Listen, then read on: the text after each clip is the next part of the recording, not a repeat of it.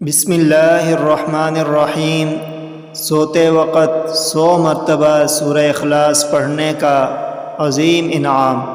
حضرت انس رضی اللہ عنہ نبی صلی اللہ علیہ وسلم سے روایت کرتے ہیں، جو شخص اپنے بستر پر سونے کا ارادہ کرے اور اپنے دائیں پہلو پر لیٹ کر 100 مرتبہ سورہ اخلاص پڑھ کر سو جائے تو روز قیامت رب اسے فرمائے گا، میرے بندے اپنی دائیں جانب سے جنت میں داخل ہو جاؤ۔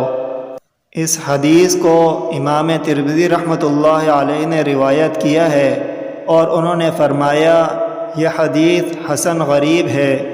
وعن انس رضی اللہ عنہ عن النبی صلی اللہ علیہ وسلم من اراد ان ینام علی فراشہ فنام على يمينه ثم قرأ 100 مرة قل هو الله أحد إذا كان يوم القيامة يقول له الرب يا عبدي ادخل على يمينك الجنة۔ رواه الترمذي وقال هذا حديث حسن غريب۔